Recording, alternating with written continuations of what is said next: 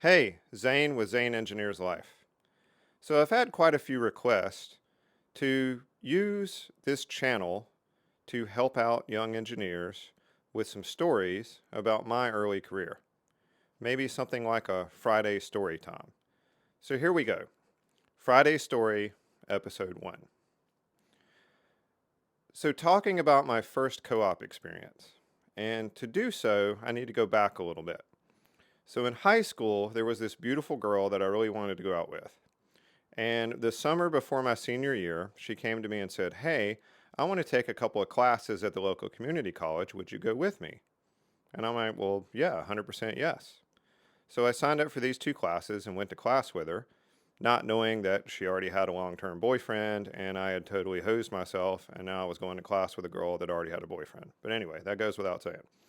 Anyway, in taking those classes, I ended up at one point in my sophomore year in engineering school I had enough hours that somehow I had managed to get myself classified as an upperclassman.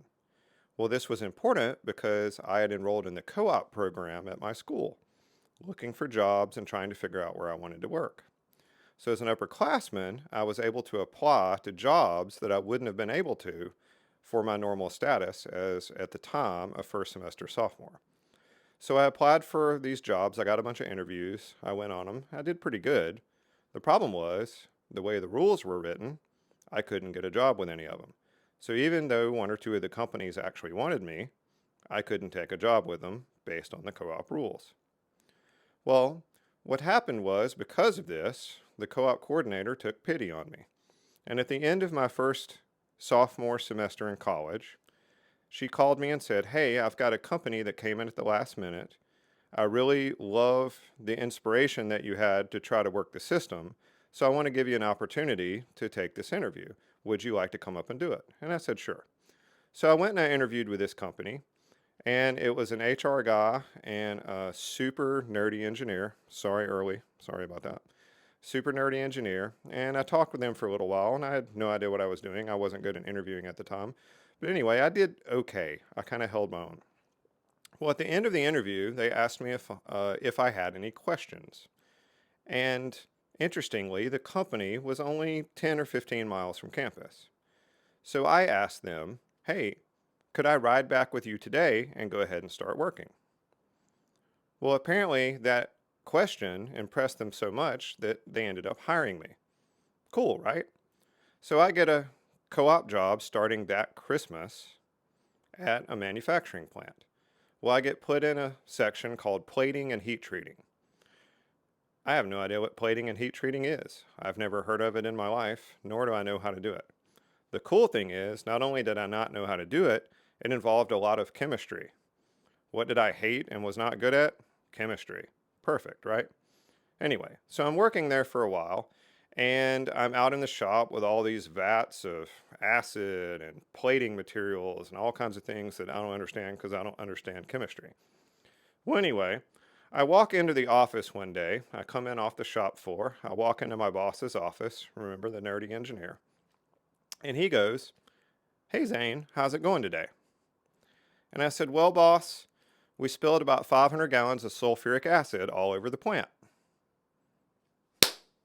He takes off out on the plant floor, sprints out there. And I don't know, 5, 6 minutes later, he comes walking back in the office. He's kind of stressed. He's kind of breathing hard. And he goes, "You got me." He goes, "Funny, but not funny." All right, so I got it, right? Anyway, that's the story of my first semester co op experience. Had pretty good job, pretty good experience, and kind of enjoyed myself. So I came back for a second semester. So worked a semester, went to school, came back a semester. So here I am in the second semester, and I'm helping again in plating and heat treating. And I'm supposed to go out each day and take samples out of the tank and go to the lab and do these chemical titrations that I have no idea how to do because I don't understand chemistry. But anyway, I think I've figured it out. I got it going. I've been there a little bit of time, a few months. I'm doing okay. I get it kind of straight. And then one day, I mess up. For some reason, I go to the guys on the shop floor and I say, "Hey, we've got to put 50 gallons of this super expensive material in this 500-gallon tank. And they're like, whoa, whoa, whoa, whoa, wait a minute.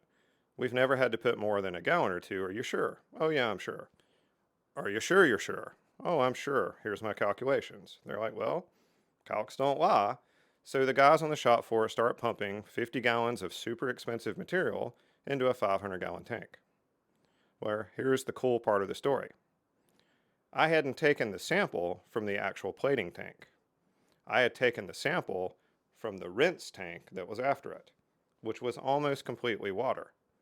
Therefore, my titration showed we had a very low concentration of material and would need 50 gallons of super expensive material to fill the tank to get it to the proper levels. Well, guess what happened? The main tank, 500 gallons worth of expensive material, was now so gummed up and so toasted and in such bad shape that they actually had to shut the entire manufacturing plant down. Everything in the entire plant went through that department, and I had personally, as a co-op, jacked it up so bad that the plant was going to be shut down for a day. So several hundred people had to go home for a day because of me. Now here's the thing, and here's why I recommend that you get co-op and intern jobs. Because I was a co-op, it was funny. Everyone laughed and thought it was the funniest thing ever. Now imagine if I'd been a full-time engineer. I'd have probably had my stuff in a box heading home that day. So, moral of the story, don't try to game the co-op system. Have a little fun with your supervisor, especially if he's a nerdy engineer. And most importantly, get those early co-op and intern jobs so you can screw up royally and not get fired and everyone thinks it's funny. All right, that's it for Friday's Story Day. I'm Zane with Zane Engineers Life, and we'll make you better.